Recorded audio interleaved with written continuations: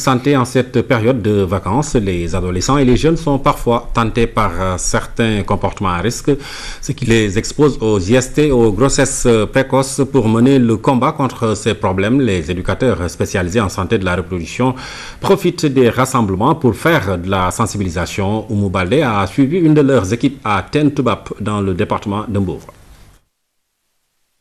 Pour la plupart des adolescents et des jeunes, vacances riment avec repos et épanouissement. Mais ce n'est pas tout. Pour les éducateurs en santé de la reproduction, les vacances constituent une grande période de vulnérabilité aux comportements à risque.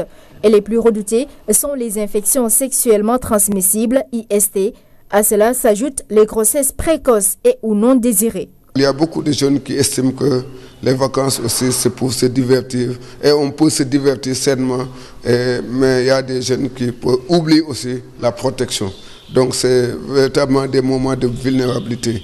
C'est les soirées dansantes, c'est toutes sortes de manifestations de retrouvailles des jeunes. Nous investissons malheureusement à la fin de chaque vacances, grande vacances scolaires, au début du mois de décembre, janvier jusqu'en février, il y a une recrudescence légère des grossesses précoces ou des grossesses non désirées. Ces dérapages ont souvent des conséquences lourdes sur la scolarité, voire sur toute la vie. Il faut donc les en préserver et c'est le cheval de bataille des éducateurs volontaires. Avec mes pères, on sensibilise les jeunes, surtout les jeunes entre 15 et 24 ans. Sur la santé reproductive, comment faire, si on a des problèmes, comment faire pour s'en sortir. Et surtout, mais aussi avec les parents, pour qu'ils aident leurs enfants à se parler, oui, à parler, à communiquer. Pour mener à bien la mission, il faut parfois lever les tabous. Des stratégies, les éducateurs n'en manquent pas. Ici à Ten Toubab, dans le département de Mbour, c'est le porte-à-porte qui est choisi. L'idée est d'impliquer parents et enfants en suscitant le dialogue. La méthode semble porter ses fruits. Les parents doivent s'ouvrir aux enfants pour qu'ils aient le courage d'exprimer leurs préoccupations. Nous les jeunes agissons parfois par ignorance.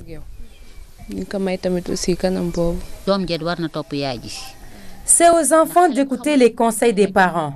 Ça leur évitera de s'exposer à certains dangers comme les grossesses précoces. C'est très dur. Je parle en connaissance de cause. Ma fille en était victime. La responsabilité des parents et celle des jeunes est donc engagée. Elle incombe aussi aux éducateurs qui en font d'ailleurs leur principale mission. Nous voulons les amener à avoir un comportement beaucoup plus responsable. Le premier comportement qu'on cherche chez les jeunes, c'est d'abord de s'abstenir jusqu'au mariage.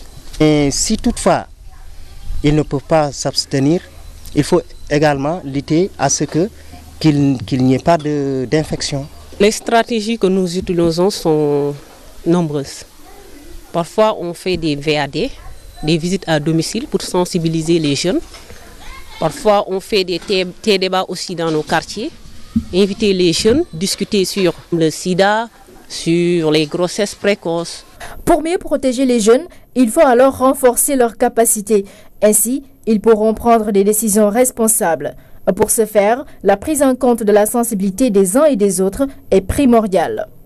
Il y a des jeunes qui sont intéressés par le message de l'abstinence. Donc il y a d'autres qui la fidélité peut les aider à se prévenir.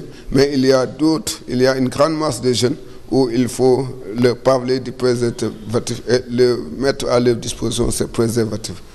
Donc nous sommes conscients qu'il faut en tout cas développer toutes les stratégies de prévention possibles dans ce sens.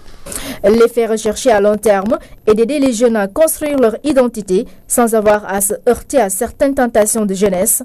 Elles découlent souvent de leur vulnérabilité au moment de chercher leur repère entre l'adolescence et l'âge adulte.